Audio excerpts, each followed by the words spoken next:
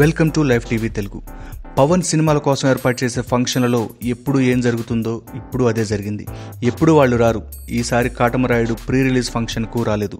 సాధారణంగా మెగాస్టార్ నుంచి సాయిధరం తేజ్ వరకు, లేదంటే నాగార్జున నుంచి నాని వరకు ఏ హీరో సినిమా ఫంక్షన్ అయినా సరే పొలోమని సినీ ప్రముఖులంతా వచ్చేస్తారు. అఫ్కోర్స్ వాళ్ళ మూవీ టీమ్స్ కూడా అందరిని ఇన్వైట్ చేస్తాయనుకోండి. కానీ పవన్ స్టైల్ మాత్రం రొటీన్కి భిన్నంగా ఉంటుంది.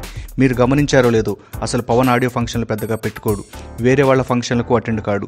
కానీ పవన్ ఫీల్డ్లోకి వచ్చి 20 ఏళ్లైన సందర్భంతో పాటు కాటమరాయుడు ప్రీ రిలీజ్ ఫంక్షన్ కూడా చేద్దామని మూవీ టీం డిసైడ్ అయింది. మీరు పరిశీలించారో లేదో, ఇంత పెద్ద ఈవెంట్కి సొంతన్న మెగాస్టార్ నుంచి మొదలు పెడితే దిల్ రాజు, దాసరి, పూరి వగైరా వగైరా సోకాల్డ్ సెలబ్రిటీస్ ఎవ్వరూ రాలేదు. ఇప్పుడే కాదు, గతంలోనూ సేమ్ సీన్. కారణం ఏంటో తెలుసా? సినిమాకు పనిచేసిన వాళ్లే ఫంక్షన్కు రావాలన్నది ఆయన సిద్ధాంతం. అభిమానులు తప్ప ఇతర గెస్టులను ఫంక్షన్లకు పిలిస్తే తనను పిలవద్దని ఇప్పటికే తన ప్రొడ్యూసర్లకు చెప్పాడు. ఎందుకంటే అసలు సినిమాకు సంబంధం లేని వాళ్ళు వచ్చి నానా హడావిడి చేసి డబ్బాలు కొట్టి స్టేజ్ను ఆక్యుపై చేయడం వల్ల పాపం అసలు సినిమాకు సంబంధించిన వాళ్ళు ప్రేక్షకుల్లా మిగిలిపోతారు. ఈ విషయాన్ని గ్రహించిన పవన్ గెస్టులను పిలవద్దని చాలా కరాఖండిగా చెప్తాడు.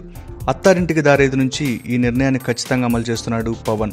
అందుకే పవర్ స్టార్ సినిమాల్లో గెస్టుల హడావిడి, వాళ్ళు మోగించే డబ్బాల చప్పుడు ఉండవు. ఇది అర్థం చేసుకున్న కొందరు పవనిజం అంటారు. అర్థం కాని వాళ్ళు ఇగో అంటారు.